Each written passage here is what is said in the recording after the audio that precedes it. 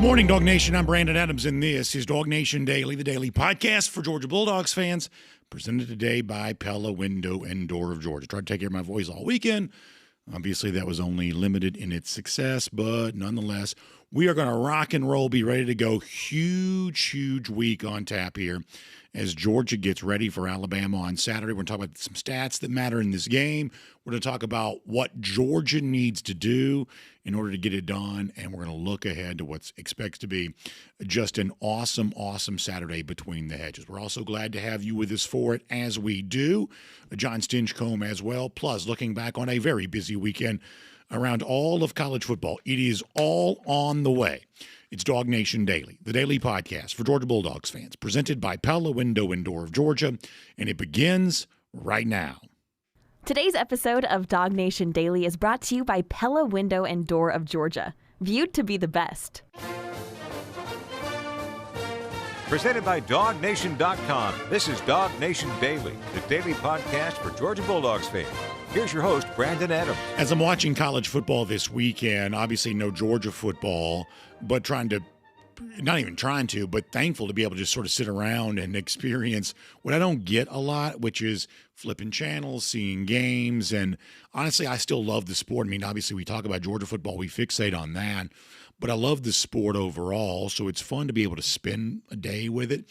And as I'm watching a day of college football that did not include UGA, I would say the most significant thing that I saw, and your mileage may vary, your opinion on this might be different than mine, but the most significant thing I feel like I saw from Saturday was the way in which Oklahoma, powered by a raucous crowd in Norman, took down the Auburn Tigers.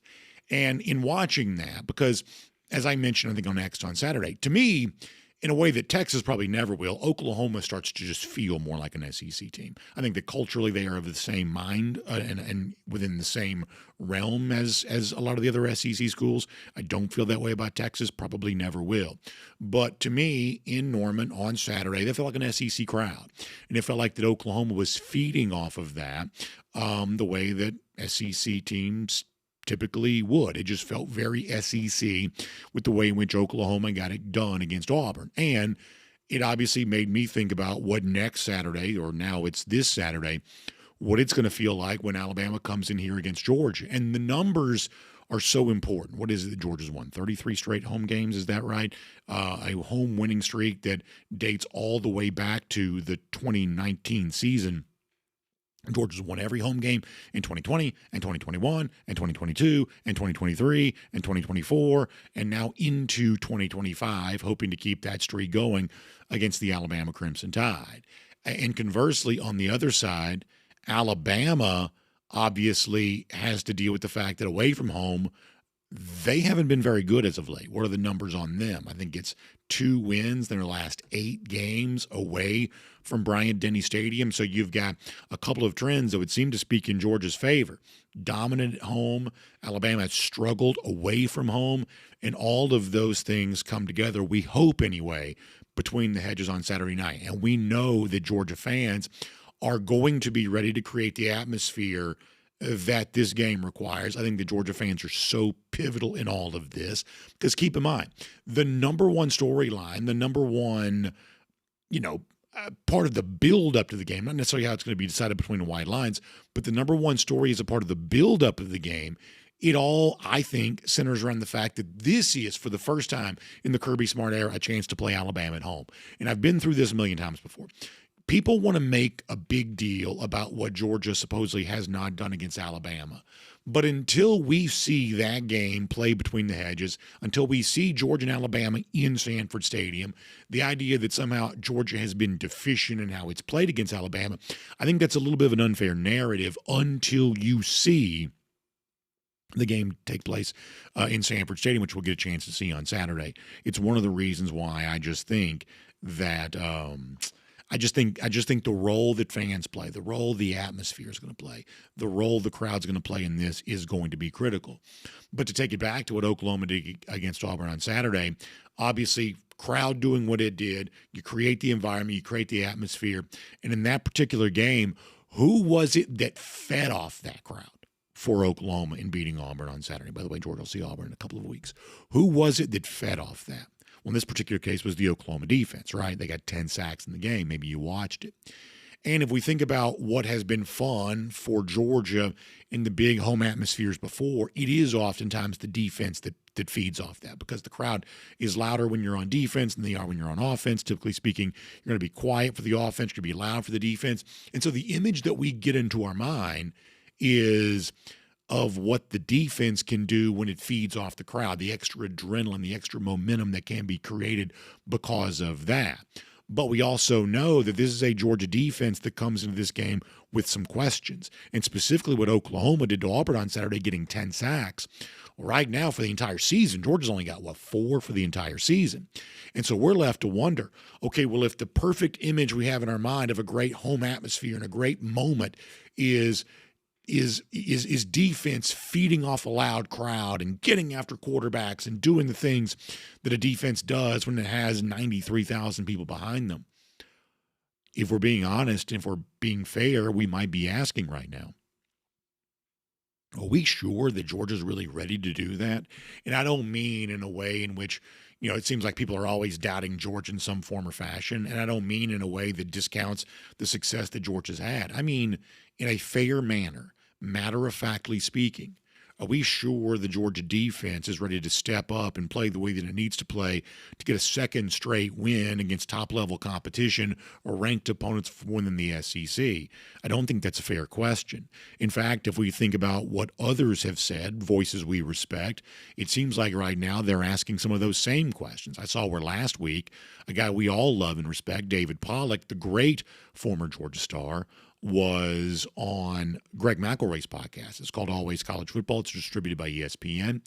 And in the midst of that, in talking about Georgia, David Pollack, and not in a sensationalistic or a, oh my gosh, can you believe David Pollack said this way, just in, once again, sort of a matter-of-fact way, David Pollack saying, right now, when he looks at Georgia, he has some concerns about that pass rush. So when you picture loud crowd, defense feeding off that loud crowd, how ready is Georgia to do that?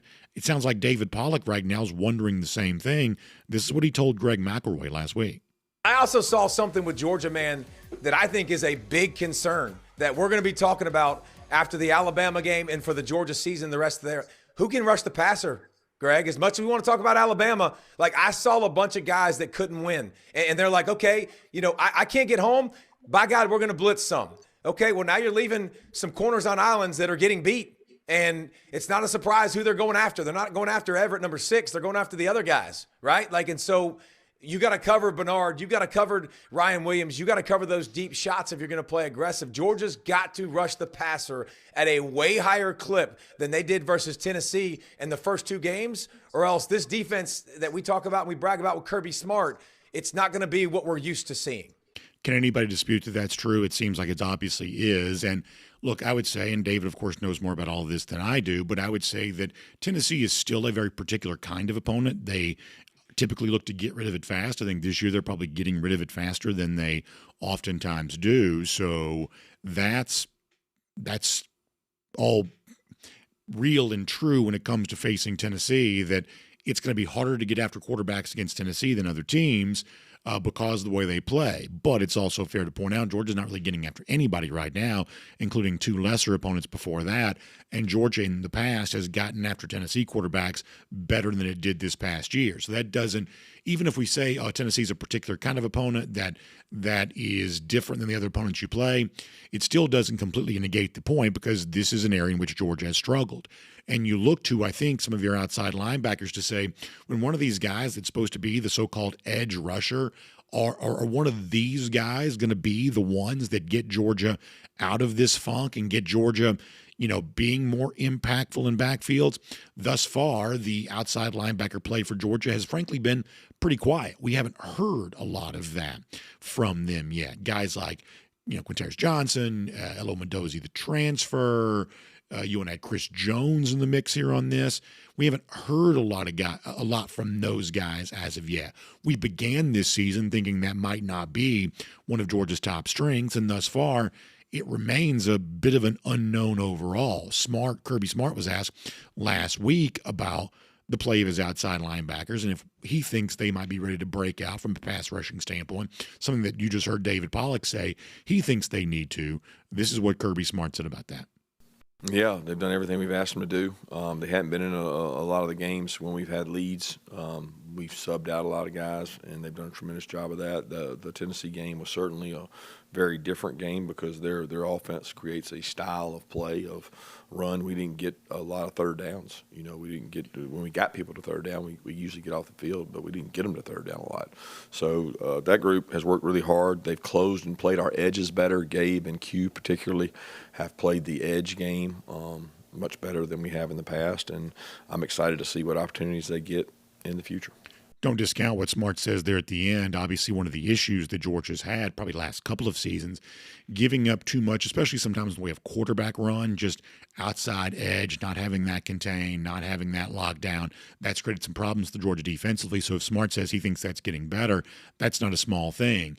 But even still, you do want to get after quarterbacks. Now, we began the season not necessarily thinking that Georgia had a hugely disruptive guy, a game changer over there. Frankly, they didn't have, Damon Wilson's loss was going to be felt over there. We think it has been. Wilson seems to be doing well in Missouri, too.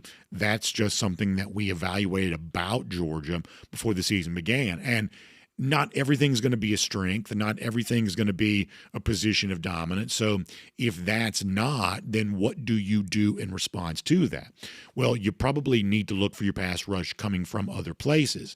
And what Georgia has gotten, and this isn't dissimilar from the past. You go back and look at the high water mark for Georgia from a sack standpoint in 2021, a lot of that was also coming from the middle of that defense. Georgia would send pressure with its inside linebackers. They would create some of that way. And this year, the small number of sacks that Georgia has gotten, it has gotten from its inside linebackers, guys like C.J. Allen or Chris Cole or what have you. These are guys, and sometimes Cole obviously bounces out, but these are guys that have been able to when Georgia has gotten after quarterbacks, oftentimes it's been those guys who've been able to do it. And speaking of Chris Cole, he told reporters last week, if that's what their group's called upon to do, they're ready to do it. If Georgia's method for getting after quarterbacks is going to lean on its very talented inside linebackers more, maybe a little different than the typical type you might expect of who's going to be your top sack guys, he says they're more than happy to do that, and they're going to use the energy with which they play the game in order to make that happen. I say our fire, passion, and energy, every day, every week, it starts on Monday and Tuesday and Wednesday just to have our preparation, and, it shows on Saturdays. Just to see us do that, it's nothing surprising because, throughout the week, we're just working hard. Working hard indeed, and that work would seem to be paying off because one of the things we did see in that game against Tennessee 2 Saturdays ago, maybe one of the more pivotal moments for the Georgia defense. Not a great day for the Georgia defense, obviously allowing more than 40 points, but a moment that really mattered is the moment which Raylan Wilson laid the big hit on Joey Aguilar, the Tennessee quarterback. And for a good while after that, we don't know that Aguilar was the same level of quarterback. He eventually shook it off and finally hit Chris Brazzell on the long touchdown late in the third quarter, but for a period of time, he was just seemingly rattled. So there is something to getting the big hit. There is something to getting the quarterback on the ground. It would seem to be more than just a cosmetic improvement when your defense does that. It has benefit to you in a lot of ways. And the Wilson hit on Aguilar is the sort of thing the Georgia fans crave from their defense. And frankly, the other Georgia players like when it happens too, because Chris Cole said he was certainly energized by what he'd seen from Raylan Wilson. And boy, wouldn't you love to see more of this on Saturday. This is Cole talking about that hit by Raylan Wilson on Joey Aguilar. Yeah, I seen it right in front of me. I was actually on the sideline. It was, I think, second down, and we were about to sub it to Nickel Rabbits. And I seen it, and I heard it. It was crazy, man. I was so excited for Raylan, and I got me pumped. I was ready to get back on the field, and, I wanted to hit somebody, too, after that. It got me pumped. I wanted to get back on the field. I'm looking to hit somebody, too. That's the energy and the contagious nature of what can happen when somebody makes the big play, a tackle for loss, a sack, when somebody becomes more impactful, what we used to call havoc plays. Don't hear about that phrase quite as much as we once did, but what we think of as a havoc play, when you create that moment, it creates an energy that becomes a contagion that the rest of the defense wants to catch too. And Georgia has not had as much of that this season. And on Saturday, playing behind the really loud crowd who wants to keep the home winning streak alive and prolong Alabama's problems away from its own stadium, we think the defense is going to be called on in a big way to get that done. And seeing how they respond to that challenge is certainly going to be an interesting thing to see. Now, let me shift gears. We're going to come back to defense in a minute, but let me shift gears to something else just for a moment. As we lead into Saturday's game against Alabama, one of the real lingering questions for Georgia in a roundabout way also ties back to what I watched on Saturday between Auburn and Oklahoma. I mentioned Oklahoma getting 10 sacks in that game, and one of the reasons, if you watched it, you know this, one of the reasons why that Oklahoma had so much success getting after Jackson Arnold, the Auburn quarterback, is because Auburn was having some real issues when it comes to its right tackle situation. Offensive line for Auburn was almost a turnstile at times, and Oklahoma was getting everything that it wanted. As I mentioned, 10 sacks. The final of those was a safety that was pretty significant to some of you, depending on what you had going on with this game. But nonetheless, issues for Auburn at right tackle also perhaps foreshadow some of what's currently going on for Georgia here too, trying to figure out what the right tackle situation is going to be. And obviously against Tennessee and what was otherwise a thrilling Georgia win, there were some moments of real struggle for Georgia at that position. We talked to David Pollack we talked to Jon Stinchcomb about that last week. We'll do more of that, I'm sure, here coming up in a moment. But one of the things that Kirby Smart was also asked last week is the fact that you do now have the extra week to prepare. Georgia just finished off its off week. The extra week to prepare before getting ready for Alabama. Does that help you do more to mend whatever needs to be mended to get a little more confidence what the right side of your offensive line is going to be able to do, right tackle in particular? This is what Smart said about how the extra week impacts what is, and frankly, it sometimes isn't, happening for Georgia at right tackle. This is what Kirby Smart said about that last week. Yeah, I don't know. But, with Ernest, that we took some time there in the Austin Peay to try to get him better and do some things with him rehab-wise and try to get him back. He certainly was not 100% and tried to go out there and go and give us all he could. And I think his endurance and the stamina part was hard in that kind of game to go out there and just jump back in and play. And then, we'll continue to work on it and try to figure out what the best lineup is for everybody. So at this point in time, I'm going to operate on the assumption, and I hate it for him, and I hope to see him back because I think he's a good player when healthy. I'm going to operate on the assumption that Ernest Green is injured, and I hate that, but I don't know that he's healthy enough, if I had to guess, unless something miraculous has happened over the course of this 2-week period. I just don't know how healthy he is for this upcoming Saturday. I just don't. It leaves you wondering then, what might Georgia do? Well, one of the things that's been mentioned, and I think I even mentioned this last week on the show a couple of times, that when he's completely healthy, we believe that Juan Gaston is probably one of Georgia's 5 best offensive linemen. Well, A, is he healthy? And if he is as Georgia's one of 5 best, given the fact that you've gotten some pretty good play from Dontrell Glover at guard, could Juan Gaston then be the answer for Georgia at right tackle? Kirby Smart was not very committal on that one way or another last week, but this is what he said. Well, Juan is trying to get healthy. He came in. Donnie got a little banged up, and he came in and helped Donnie out there for a period of time. And then he had another ankle that was bothering him, and he came out, and they just kept going back and forth. But, he's not completely all the way healed and trying to get well. So we're just trying to get all those guys back so they can get better. I mean, you'd love for college football to be easy. You'd love to just, and I guess for 2 years we had a version of this in 2021 and 2022. Probably didn't enjoy it as much as we should during the time, but rarely is life that easy where you just roll in every week knowing you're going to dominate. You roll in every week for the most part knowing you've got answers and there aren't any real daunting questions. That's not what it's like for really anybody anymore. If you've been watching the sport the last few weeks, I think you've seen no one's really dominating right now. And whoever's going to step up and eventually be the best, I don't know that's been proven as of yet. We may be getting close to knowing a few things about some teams, but we don't know all that much yet about really anybody, maybe Georgia included.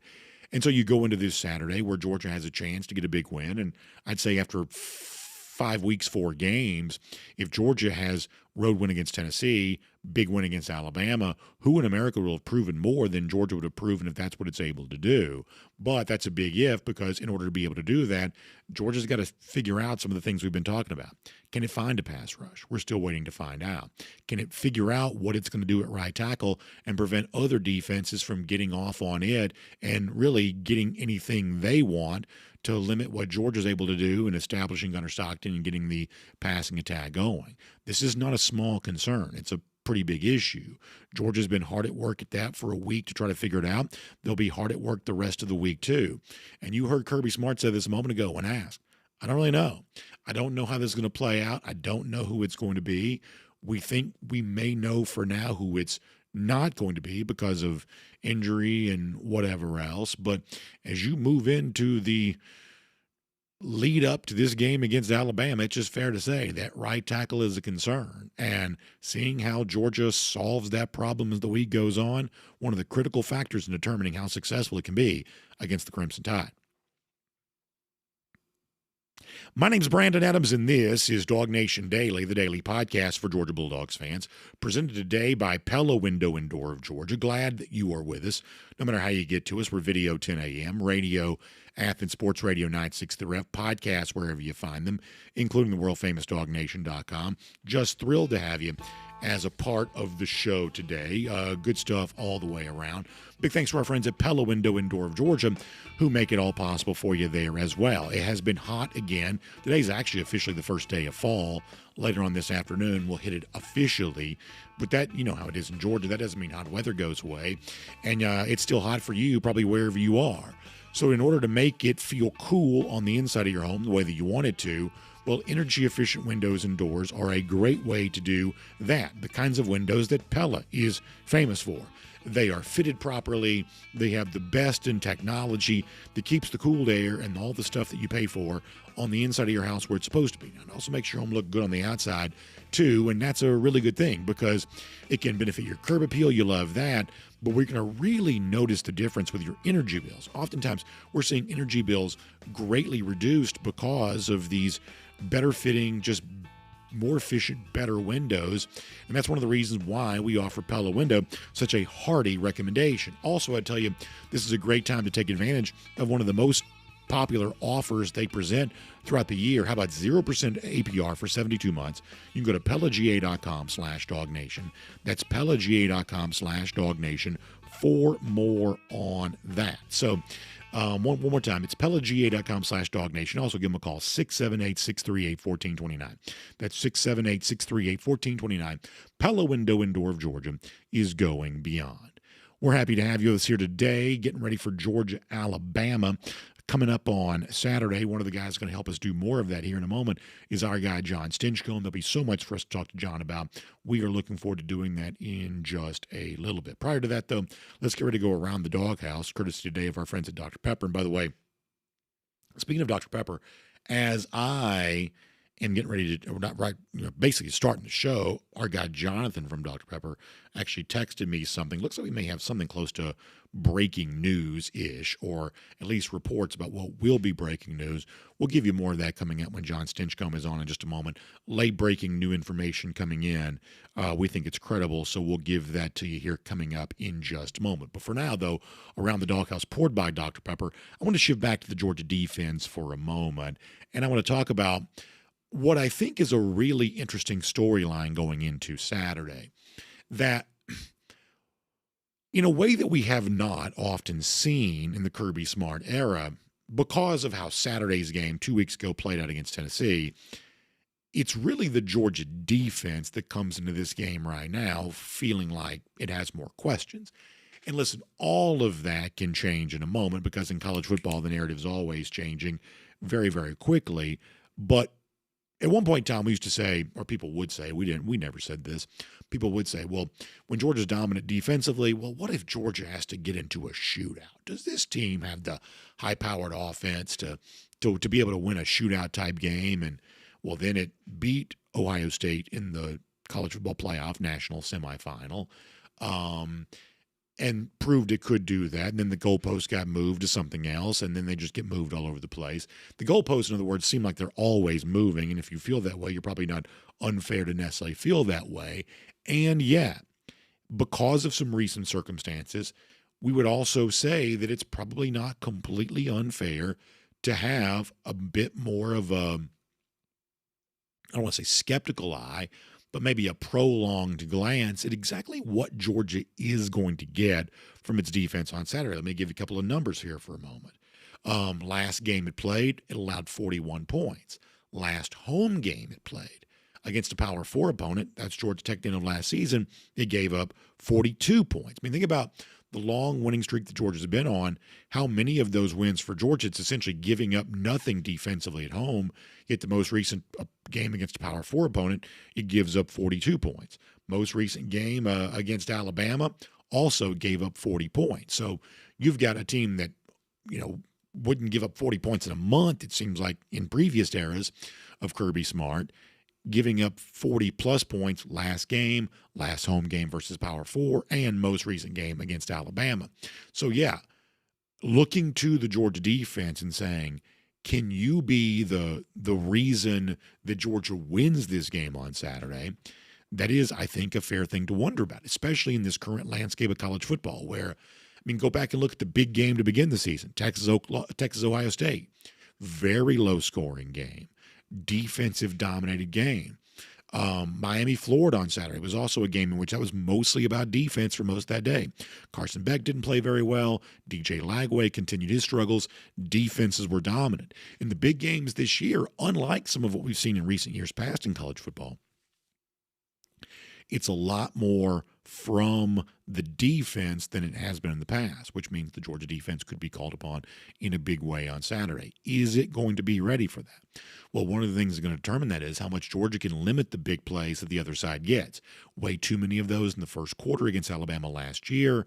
Obviously, Ryan Williams had the game-winning touchdown pass that people are still talking about. And, of course, that's also reminiscent of what happened for Georgia against Tennessee. And a lot of people point to the defensive backs as the reason why Georgia gave up some big plays against Tennessee. But when Kirby Smart looked at what he saw from that Georgia secondary, it wasn't quite as doomy of an analysis from Kirby Smart as it might have been from others. This is what Smart said. There was some good and there was some bad. There's probably more bad than good, obviously, but they're not things that aren't correctable. There's some eye control things. We've played Tennessee with the motto of, we're not going to give up explosives and get the ball thrown over our head, and we've played well. And then when you get the ball thrown over your head and give up explosives, you don't play well. It pretty much comes down to that. There's 35, 40 plays in the game. There's 35, 40 plays in a window of a game where we were in control of the game defensively, but it didn't start that way, and it wasn't that way late when we gave up the explosives. So there's good and bad. But, all those DBs they've all made that play before, but they didn't make it when we had to make it. Let me sum all this up this way. Obviously, I can't tell you for sure exactly how Georgia's defense is going to play on Saturday, but this is a comfortable narrative, right? The notion that, the Georgia defense needs to prove something. The Georgia defense needs to show you something. The Georgia defense needs to step up and answer some critics, and not in this kind of bulletin board, Georgia's going 7-5 way in which we'd speak about things in the past, but some of these questions are fair. But we know the competitive fire that burns within Georgia, the competitive fire that burns within Kirby Smart as a defensive-minded coach. And if anybody's going to be capable of lighting the fire that leads to what Georgia needs to do defensively to make this happen against Alabama, you would like to believe that Kirby Smart's going to be able to do it. I think it's going to be really fascinating to see that this may feel like, on Saturday, the kind of game that Kirby's pretty comfortable with. We've told you last week. It may come down to how well Georgia runs it.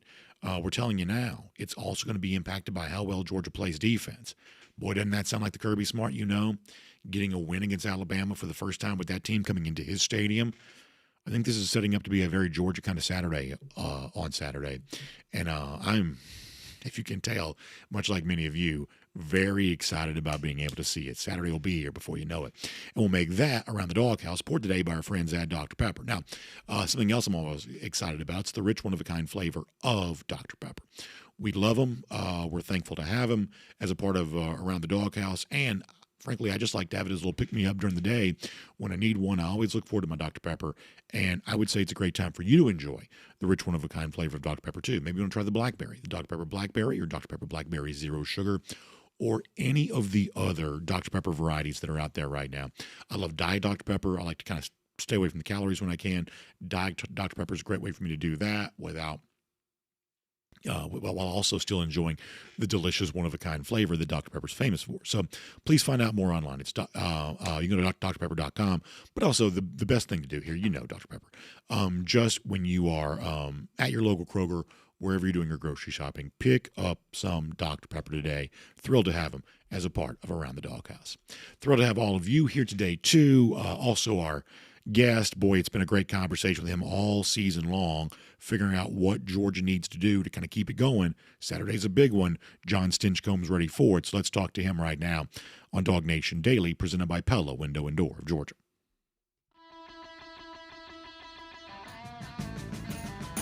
From Athens and across the SEC or wherever the recruiting trail may lead, here's a DawgNation.com insider. Let's say hello to Jon Stinchcomb here. John, I'm always happy to talk to. We're just talking about the Georgia defense. Let me circle back to that. Obviously, you're talking about recently we've seen Georgia allow more defensively than we're used to seeing it allow. And part of that may be just of a piece with what the rest of college football has become, where no one's quite as dominant as they once were. There's more parity within the sport. And that just may be an unavoidable truth. You can't get around it. It is also, I think, a comfortable storyline for Saturday where if Georgia now, after having beaten Tennessee, passing that test, going on the road and getting the win, now sees the goalpost moved of, okay, well, you won the game, but what about your defense? Can your defense play better against Alabama? I don't know what the end result's going to be against the Crimson Tide, but that to me does at least feel like a comfortable storyline.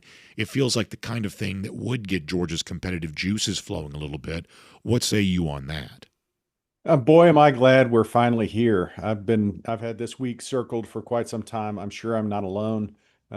Alabama coming to town, night game. It's going to be exciting. And I think this defense knows that throughout the season, it's going to have to continue to get better. And I think that's what you hear most from Coach Smart and the feedback following that Tennessee game is never is it as bad as you think it is, and never is it really as good as you think it is in a win. And for that defense, the secondary specifically, there is room for improvement. You look at the opportunities that they had and the mistakes that they made, and you can get better in those areas. I think a number of times, whether it was the touchdown over Robinson or some of the miscues that it seemed to be between the corners and the safeties, you can improve in those spaces. The ball skills, the ball in the air, make a play on the ball. So I think there's opportunity there. And I think David Pollack almost hit on some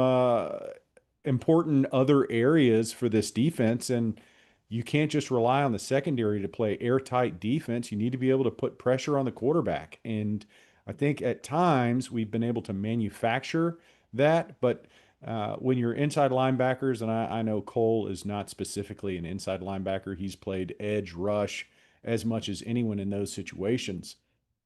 But you're going to have to win some of those one-on-one battles, and I think there's more opportunity for this defensive front to make their impact felt, and hopefully a bye week has created that opportunity to challenge them to step up and play better. So, and speaking about what David Pollack said, we knew, I think, before the season began, and I don't mean this in any way disrespectful. This is not a criticism, But I think we knew that Georgia probably did not quite have the game wrecker within its front seven. Does it have a lot of players that we really like? Absolutely. Does it have a lot of players who are of an all SEC level and potentially of a, in some cases, even like a first round draft pick level? I think the Christian Miller could be that. I think they have linebackers who could be first round picks. I mean, there's no shortage of talent among Georgia's front seven. But John is a guy who blocked them. If I say game wrecker, you know what I'm talking about. And I don't think we thought that Georgia had one of those. So if it's going to get the pass rush going on Saturday, you can't say, all right, so-and-so go out there and just make it happen. Like David Pollack as a player could have done that. His teammate Thomas Davis in some respects maybe could have done some of that.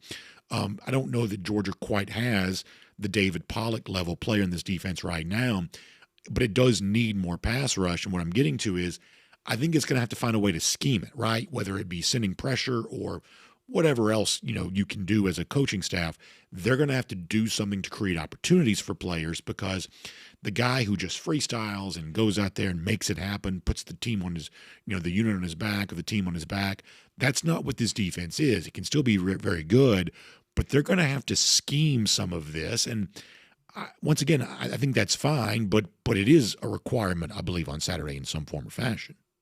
I totally agree. I think if you look at last season to this season, the best prospect to be that pass rusher is now wearing a Missouri jersey. So you're going to have to create. And I think Georgia does a great job with their variability. You look at the defensive fronts that they throw at a team, the packages that they employ or deploy.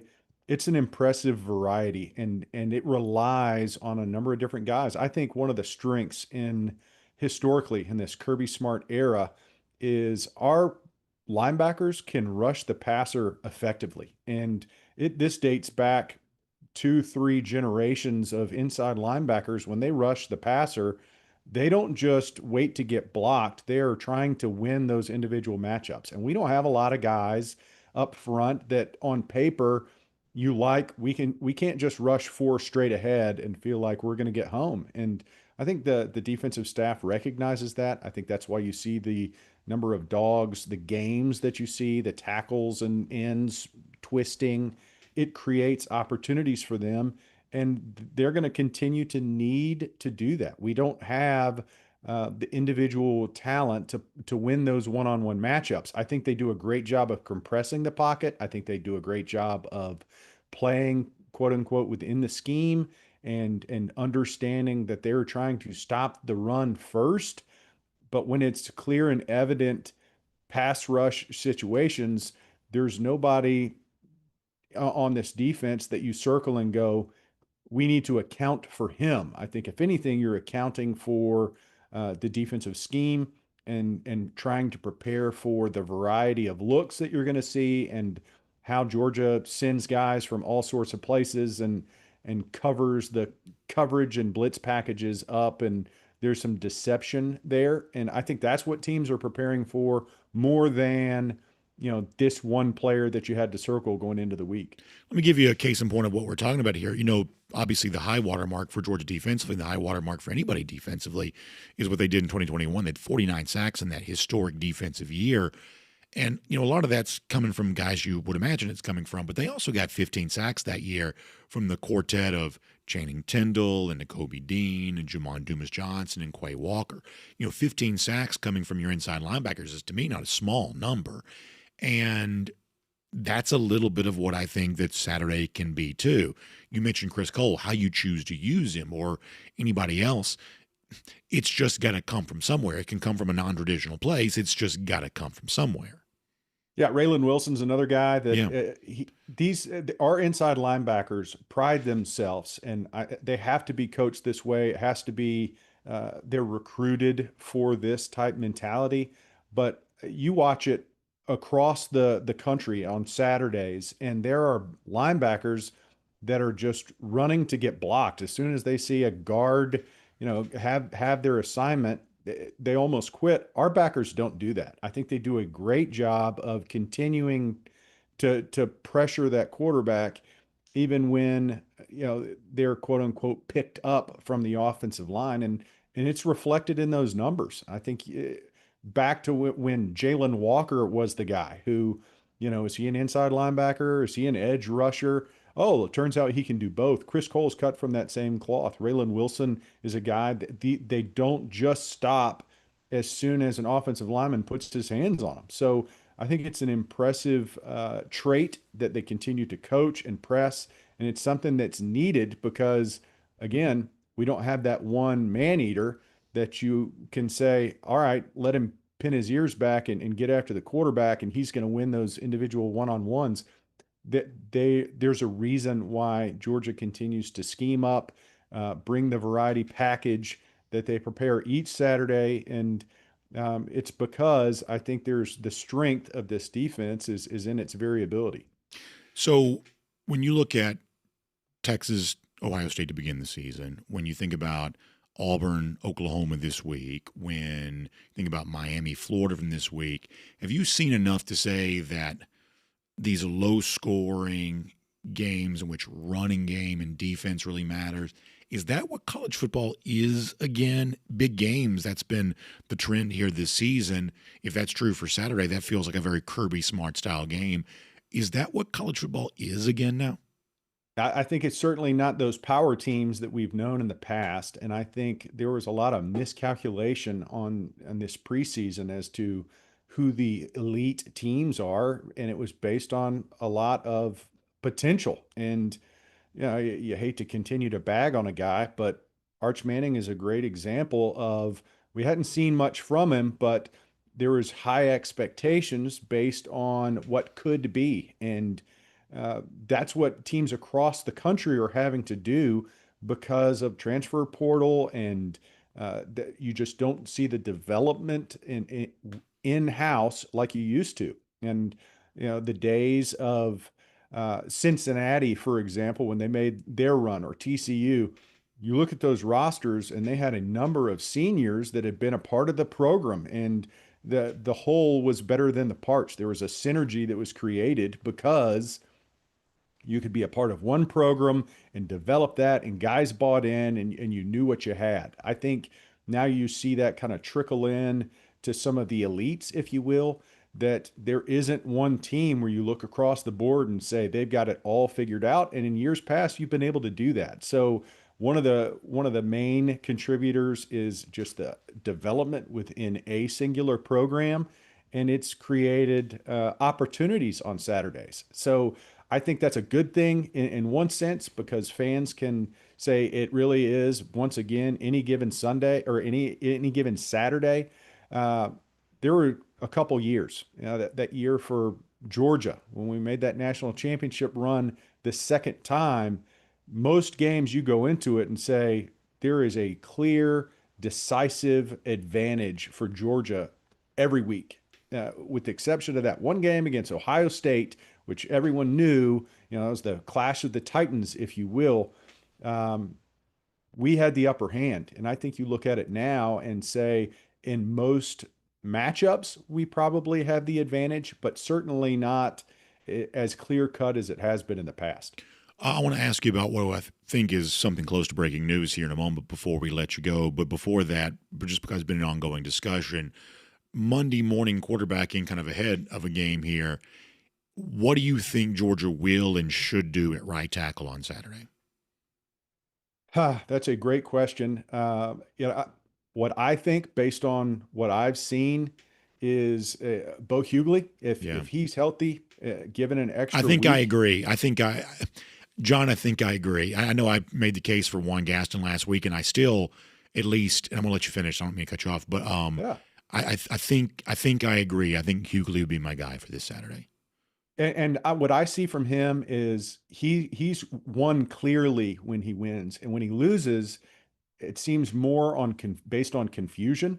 So given an extra week to prepare him to, it's Emmys, mental errors more than anything. I think that has been his shortcoming so far this season. It's not execution. Sure, he can clean up some technique stuff, but if he knows what he's doing, I think he gives us the best chance to win there. I would have more concern of moving a true freshman from the inside to the outside. I think Juan, if healthy, is certainly a strength for us. Again, it's one of those areas that you're going to have to grow in this season, and strength in that, his physical dominance at times was on full display. He hadn't gotten it all figured out. I mean, none of them have, but I think you just see it. You look at his physical traits, and when he was in the game, when he was healthy, which, geez, that's been almost a month now since we've seen it. It gives you the most hope for what could be from that right side. So, Ernest Green, I just haven't seen him healthy. And when he was healthy, I'm not sure he's moving quite the way that you'd want him to. So I would go with Bo at that right tackle if you could get him up to speed and clear on what his assignments are. So tomorrow, the SEC is going to release the 2026 schedule, and it's also going to make official the permanent opponents that are only going to last for 4 years. So this is much ado about nothing almost, but it has been one of those things we've been wondering about. Going on about 2 years, we knew this would leak. I believe now it has. I'm talking about the entire thing. The entire announcement essentially spoiled. Chris Lowe, we'll show you this on the screen here. So on Friday, I said that we knew that Georgia would have Florida and Auburn. The chatter, I thought, going back the last couple of years, had been, or like the last year, more like a Kentucky, not a South Carolina. South Carolina did not want to play Georgia on an annual basis. I had heard, Friday evening, or so that, nah, BA, it sort of seems like this one may end up being South Carolina. That seems to be what Chris Lowe is also now confirming, too, that Georgia's permanent opponents for the next 4 years will be Auburn, Florida, and South Carolina.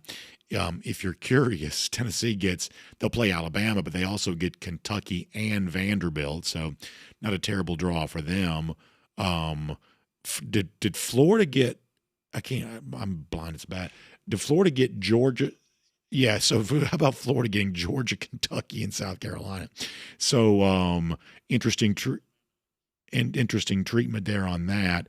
And then Alabama gets Auburn, Tennessee, and Mississippi State. Mississippi State and Alabama. And not LSU. And not LSU. Essentially the two closest SEC teams, Starkville and Tuscaloosa, are essentially right next door to each other, so they go geography and don't preserve on a yearly basis anyway what has been the Alabama-LSU rivalry, one of the biggest games in the SEC in recent years. So I guess start with the Georgia part of this. It's only going to be for 4 years, but the Deep South's oldest rivalry gets preserved. The game against Florida maintained, obviously the rivalry we care about the most, and the return on an annual basis of the South Carolina rivalry, also a nod to geographic proximity. What do you make of those three permanent opponents for Georgia for the next 4 years? I think you certainly lean in on the proximity approach because Tennessee was one that I'm sure a lot of fans are going, wow, this could certainly be one of the three rivals that you get. And I appreciate the fact that you look at any of those teams and any of those schools, I don't see any of them have three that you're going, wow, that is brutal. And I think that was part of the consideration. So very easily you could have looked at it and say that's a tough slate. I think you look at Tennessee's and you go, well, one of the three seems to be like an annual contender that they have to face. But you're never going to please anybody or everybody when you make those types of decisions. I can appreciate their approach and think that you're never going to get it 100% right, but that's about as good as Georgia could have expected with the maintaining of Auburn and Florida. I think were musts. And then that third piece, it would be tough to see Auburn, Florida, and Tennessee on an annual basis, but it certainly you could have made that case. I think they made the right decision with Auburn, Florida, and South Carolina being that third team. Yeah, I think that obviously only what really mattered, as you say, playing Florida, playing Auburn. I think you have to do that.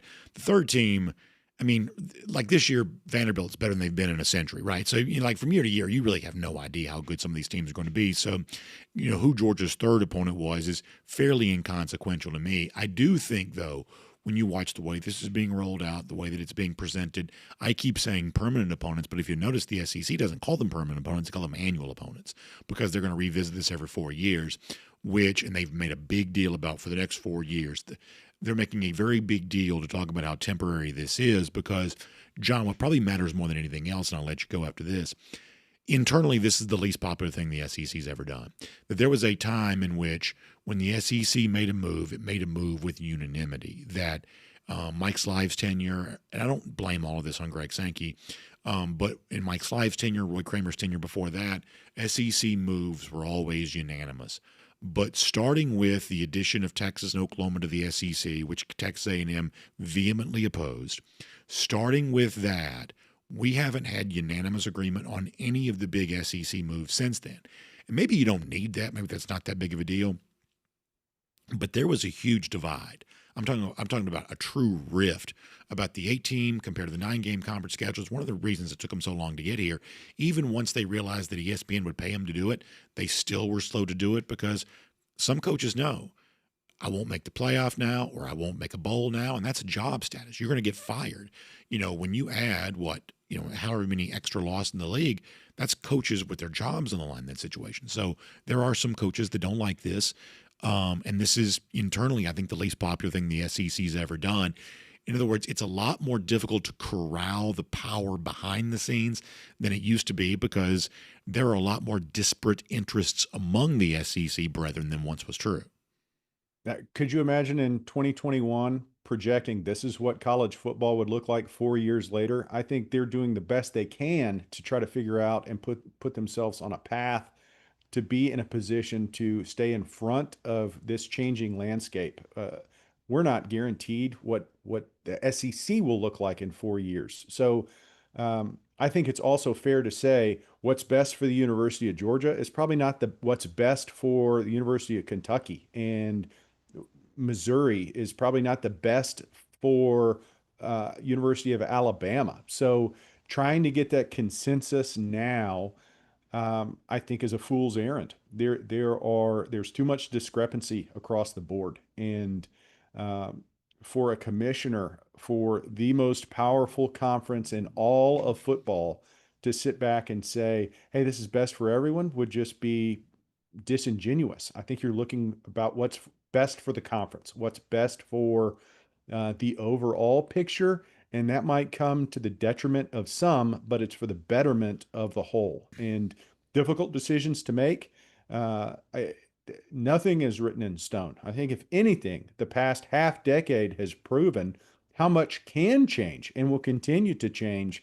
And I think the SEC is just doing the best they can to stay in front of it and continue to be the bell cow of college football, because it is the best conference, and you want to maintain that. And I think status quo doesn't get that done. You have to stay in front of the game and stay cutting edge and try to provide a superior product that might feel exclusive at times. And that's probably the direction that I see this going. Is there's going to be some that are left on the outside looking in, and the SEC is trying to do the best they can to make sure that the premium product remains the SEC.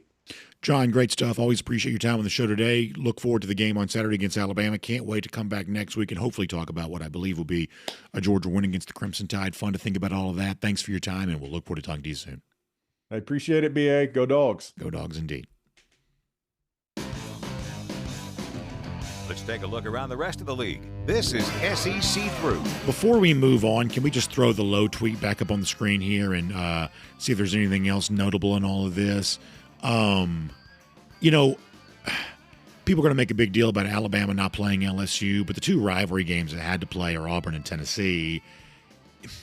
I do think Alabama has a right to say we don't want Auburn, Tennessee, and LSU as yearly opponents, although given Auburn recently, maybe that counts as the easy win. Let's see who Texas got.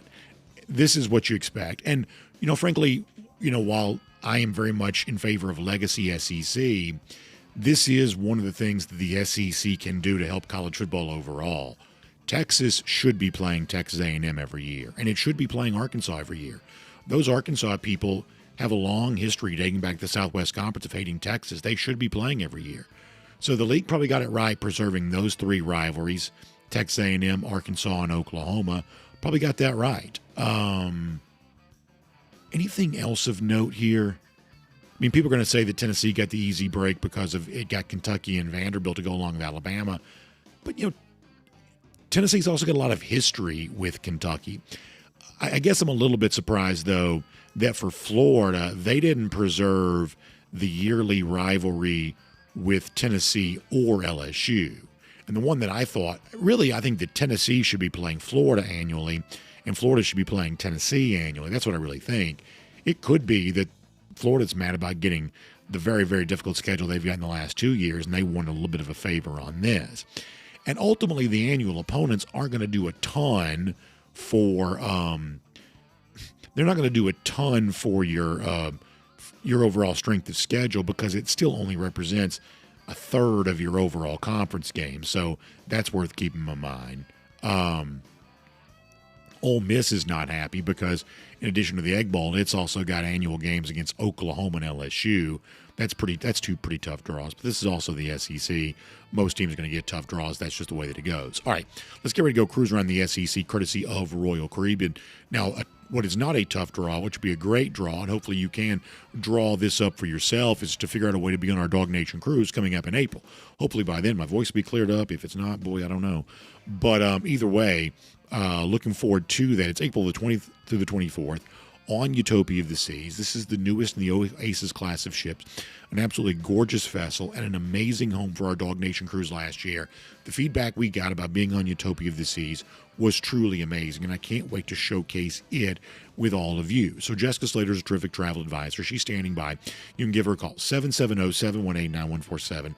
That's 770-718-9147. You can also email her, jslater@dreamvacations.com, and find out how to be a part of our DawgNation cruise and be a part of the hundreds of folks who know what an amazing time this is with DawgNation, a part of the Royal Caribbean cruise, our DawgNation cruise. Just a wonderful experience. Hope you get a chance to be a part of it. I hope to be able to see you there. All right, we're going to go cruise around the SEC here for a moment, and we're going to start outside the SEC, looking at the big moments from Week 4. I think the most notable thing in college football overall might be another bad loss by Clemson, this time in essentially blowout fashion at the hands of Syracuse. And here's what I can tell you. People like laughing at Dabo Swinney. I've said before, I probably like Dabo more than some of y'all do. I think that Dabo is committed to a certain kind of virtue, and I think that's pretty commendable. I think he values that as much, if not more so, than he values the traditional ways which we measure a college football coach, and frankly, I don't think that's a bad thing. I really don't.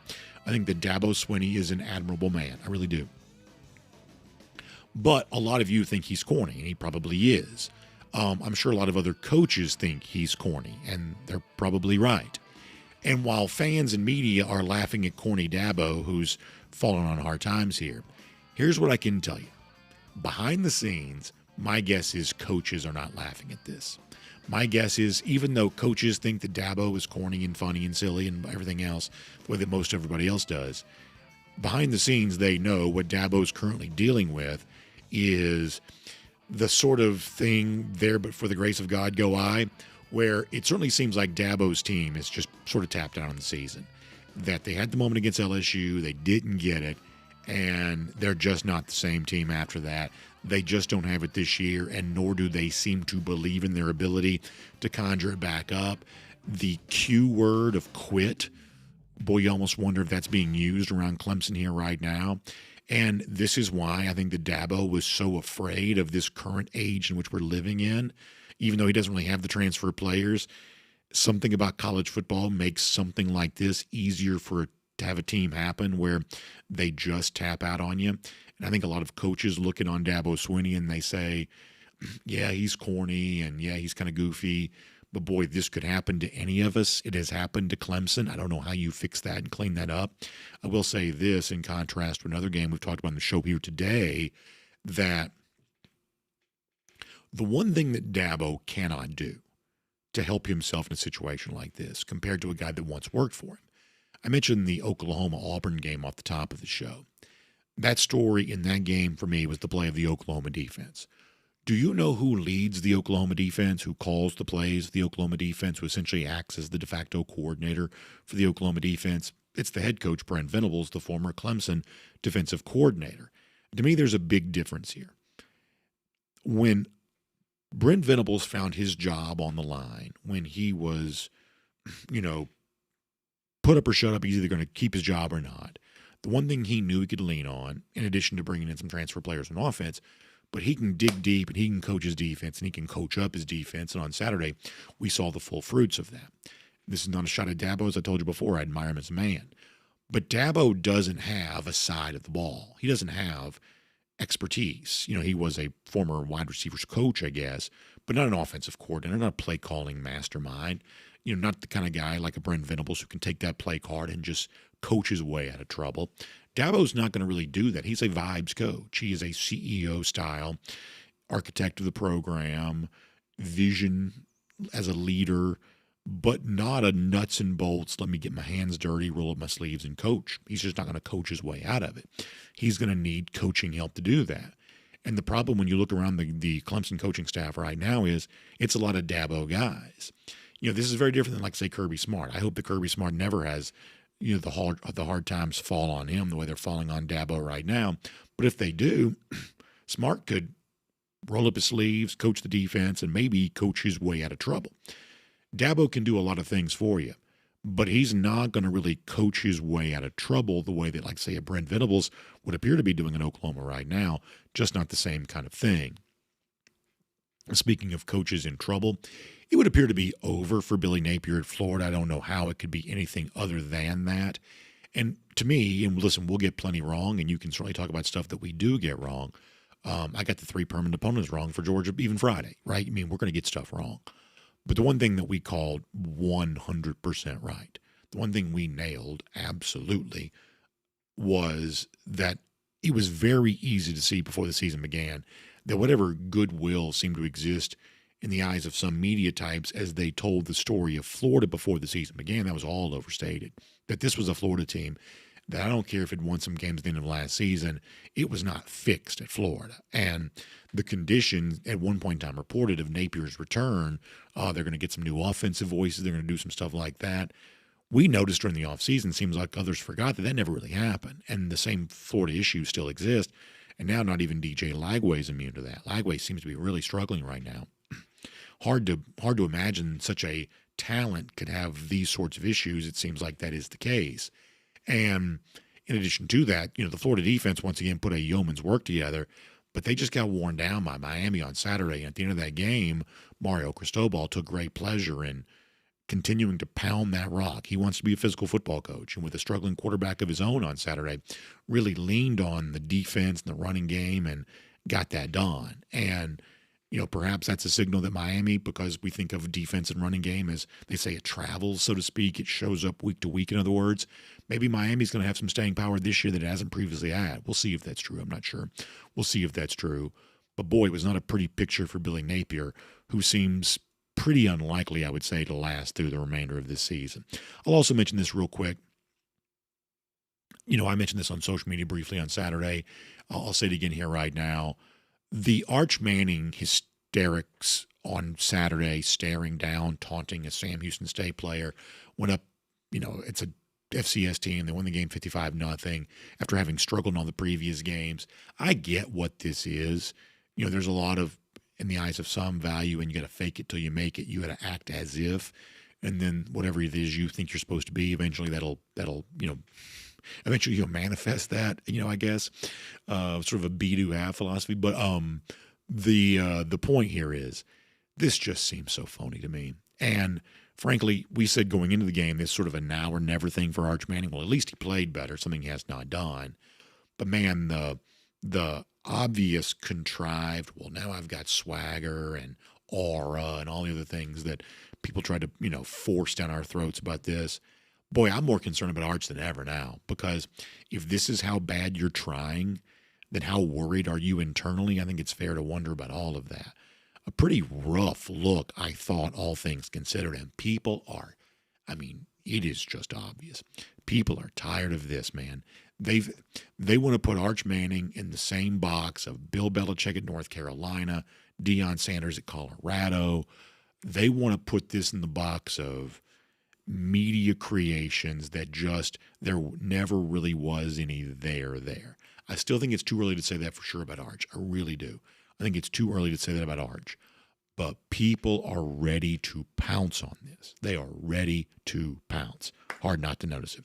We'll make that cruising around the SEC, courtesy of Royal Caribbean. And as we wrap up here today, boy, what a moment for a great former Dawg. We mentioned the 2021 Georgia team on the show here today. How about the big moment for Jordan Davis on Sunday for the Philadelphia Eagles, where he gets, I think, and we'll show this to you as a golden shoe, ends up getting almost 19 miles per hour on the GPS, continuing to dazzle. One of the most amazing athletes I think you'll ever see.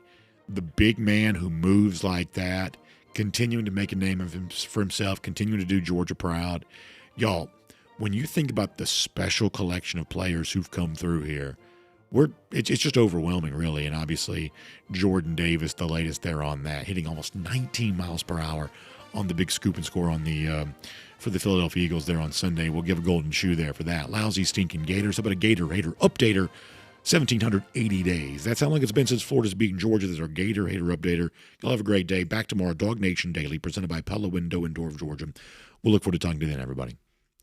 And on video, time now for the R.S. Andrews Cool Down. R.S. Andrews, the one you turn to for your air conditioning, heating, plumbing, electric needs. They show up on time. They do the work that's promised. The price is promised. So I'm going to be honest with you. I didn't speak all weekend long. I really didn't. Once I finished my high school game on Friday, Saturday and Sunday, I didn't speak at all. And drank a ton of water.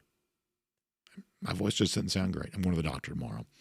So I don't know, y'all. I don't know. We'll see. So we're not doing this very long today because I just don't have it. But we'll see. I will take some comments, though. And I hate it, man. I hate it. I've been doing this show for 11 years. 10th anniversary going on 11 years. One sick day in almost 11 years. My number one sort of claim to fame is I never miss. Never, always here, always ready to go, ready to do 15 shows if I have to. Boy, it is not quite like that right now. Foster Moss says I sound like Batman. I do. Kind of. I'm not going to try to do it because it's going to make it worse. But I do kind of like the Batman gravel. If that's what my voice really was, it wouldn't be a bad thing. I don't think it's supposed to sound this way, though. Let's see what else. Oh, Chris brings up an interesting point that Arch Manning's been influenced by Texas. I don't think that's an unfair thing to say, to use, I guess, double negative. All of this seems really fake. It's one of the reasons why I made mention of the astroturfing of the taunt on Saturday. It's so try-hard. It's so try-hard. And it's akin to in a program. I mean, to me, a lot of the Texas sporting culture is, I think, what's the word I'm looking for? Contaminated by Dallas Cowboy culture. And the Dallas Cowboys think because they have such a large fan base that makes them inherently important or inherently good. And it just clearly doesn't. And I'm not a Cowboys hater. I don't care enough about the NFL to hate the Cowboys. I don't care. But it is obvious that because the media, if you watch First Take, whatever show Skip Bayless was on, the daytime TV stuff, they are obsessed with the Cowboys. And this is one of the things that the non-media member sports fan sometimes has a hard time understanding. Regular fans, I'm not trying to talk down to you, I'm just talking with you. Regular fans have a hard time processing how much more popular the most popular teams are. For me, from like the second most popular teams. It's just staggering how popular the Dallas Cowboys are. Massive following. And so the Cowboys have then mistakenly assumed, well, if we're this popular, we must be important. And if we're important, that's because we're good. And for going on, more than a quarter century, that's clearly just not been the case. And that infects, I think, a lot of the sporting culture of Texas. This grandiose idea about yourself, because the Cowboys are popular everywhere, but they're especially popular in the state of Texas. I think like the Texas sporting culture takes on some of that too, UT in this case, where we're Texas, we're good because we say we are. We're good because we want it so bad. And that's just not how life actually works. I don't think Chris is wrong for saying that. Let's get a couple more.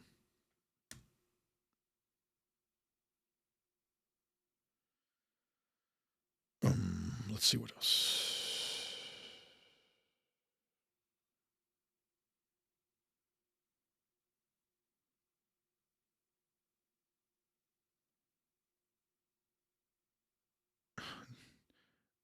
Johnny Prescott on the subject of the final safety. Yeah, I mean, obviously Oklahoma really got after Jackson Arnold on Saturday. I enjoyed that game.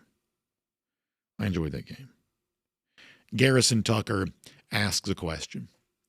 So what you're asking, I have been thinking about. And if y'all want to go see what I'm talking about, it's from 11:07 a.m. on DawgNation.com. I am getting very close to wanting to say what you are saying. But I don't want to say it right now, given who Georgia's playing on Saturday. I don't want it to come across as like bulletin board material, especially given the fact that he had a big game against Georgia last year. But what you have noticed, I have also noticed. And I'm getting very close to saying it's true. I just don't want to say it this week. I'm not trying to be cryptic. It's related to who might be the best wide receiver in America. The name that Garrison mentions is a name that I have also noticed.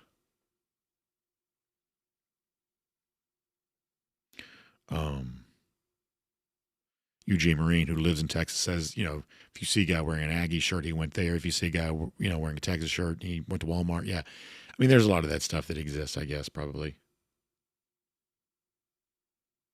Speaking of big numbers for Jordan Davis, Randy Hall said he got over 20 miles an hour this weekend too, but he said his truck stalled out after that, which is very funny.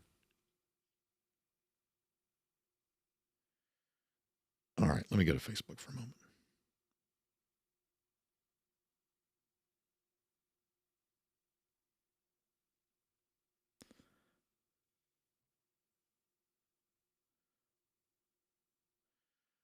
All right, y'all give me a second here. We'll get some Facebook comments.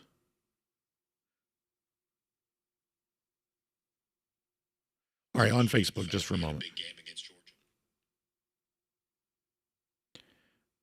Let me give it a second to load. Miriam Corbin on the subject of Ryan Williams. Yeah, obviously shutting him down on Saturday, getting some revenge for what happened a year ago. Big deal for Georgia. You would certainly imagine that. Ken Holcomb said he's glad that Arch Manning didn't come to Georgia. I guess what I wonder is, given what our YouTube commenter said a moment ago, is how much of what you're seeing from Arch, the struggles in big games, the fake juice in small games, like how much of this is a product of Texas, and would Arch Manning be just a completely different guy at Georgia? And I'm not ready to throw in the towel yet on Arch Manning, but boy, I'm getting close. But I'm not ready to yet. I still assume that by the time the season's over, Manning's probably fine. He's probably at least as good as Quinn Ewers was a year ago, maybe slightly better. I think he's likely to be fine. And my Facebook comments disappeared. I don't understand why Facebook does this. KC also asked me who the best wide receiver in America is. I have a suspicion who the best wide receiver in the SEC might be.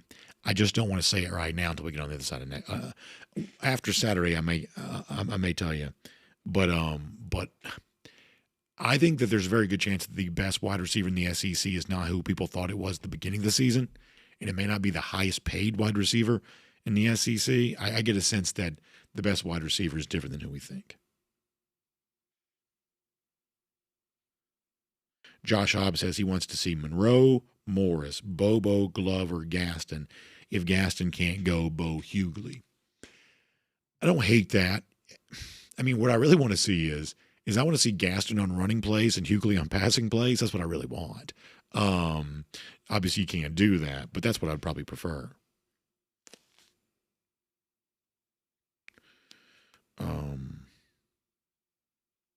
Crow King 123 says Arch Manning has ridiculous pressure on him. Yeah, I don't dispute that. Don't dispute that, but that's also just the nature of it. Oh, yeah, and we didn't mention this. We should have. And I'm sorry. We should have mentioned this. Ralph Price, the blown call in the Oklahoma-Auburn game is a big deal. It really is. It's a very big deal. A very big deal. It's the kind of thing that you just can't have. And others have made a very big deal about this. I think they're right to do so. That is not a small thing. I think that Ralph's absolutely right about that.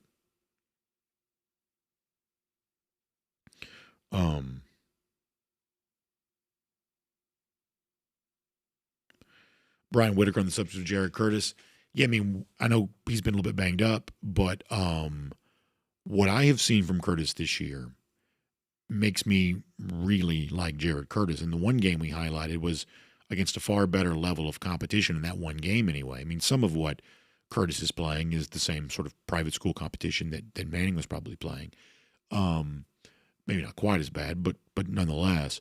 But the one game we made a big deal about for Curtis earlier this year was against a team that had Power 4 competition on the other side.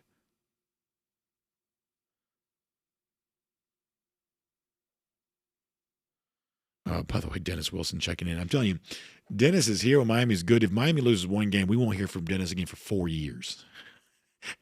We've been doing this show for, like I said, more than 10 years now. Dennis will pop in, he'll disappear for like 3 years, and then he'll come back.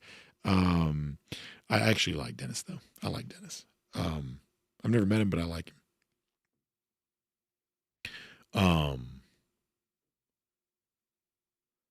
KC mentioning the original criticism by Feinbaum about Gunnar Stockton. Yeah, it's interesting. The big quarterback, oh my gosh, all these quarterbacks. Boy, that hadn't quite materialized, has it? That has not quite materialized. And I'm not here to tell you that Gunnar is going to be the best in the country by the end of the season, but I'll put what Gunnar did at Tennessee up against basically what any quarterback in a big game has done all year long. Like, show me the quarterback who's been just like massive in a big game so far this year. Yeah, I don't know.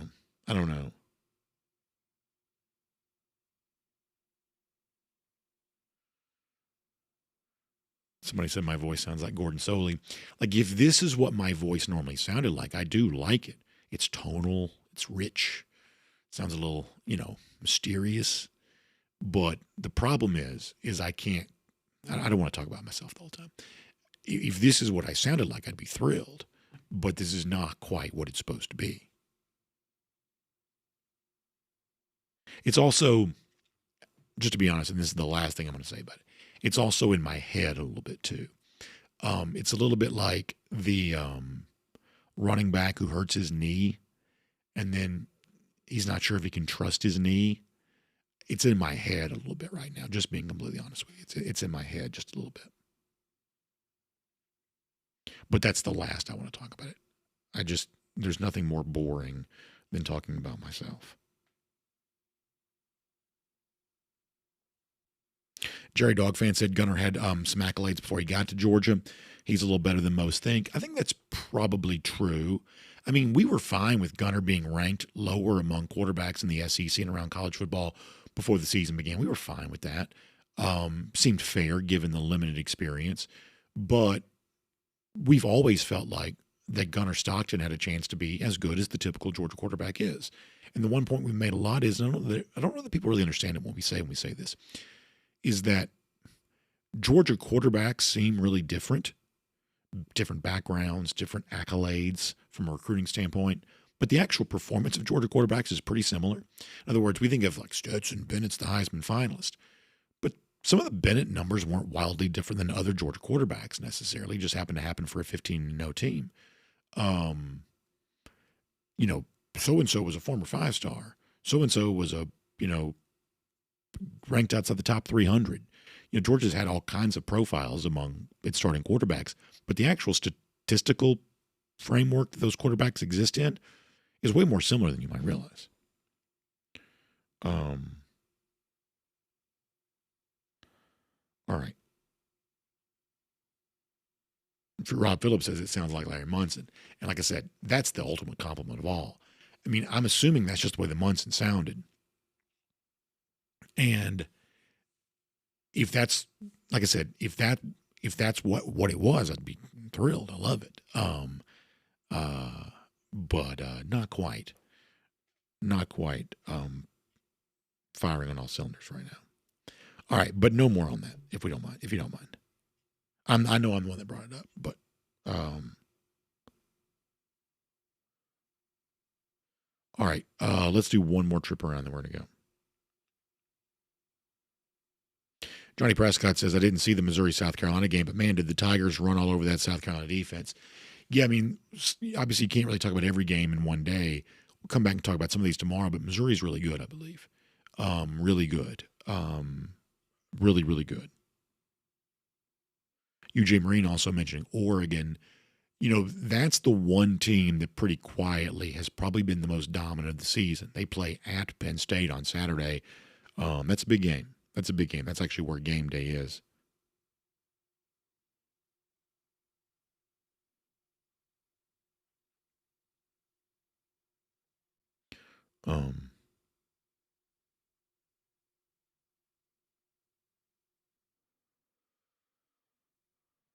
UJ Marine also mentioned that the Oklahoma coaches apparently asked about the substitution trick. If you didn't see, Oklahoma had a wide receiver that acted like he was going to go off the field and did not.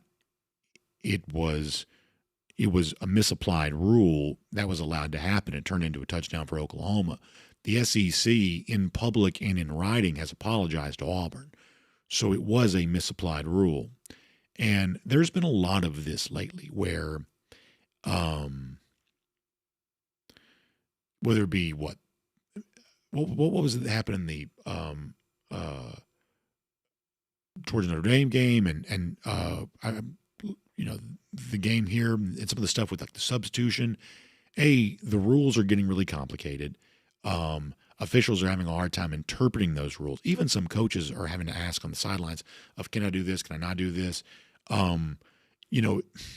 It's like, I don't think you want the rules to be super complicated. And I think you want the game play within the spirit of the rules. And using a fake substitution trick, to me, that just seems kind of Bush League-ish. And I guess if it was my team that did it, I'm sure I'd be singing a different tune. You don't have to tell me that. I already know. I'd probably be singing a different tune.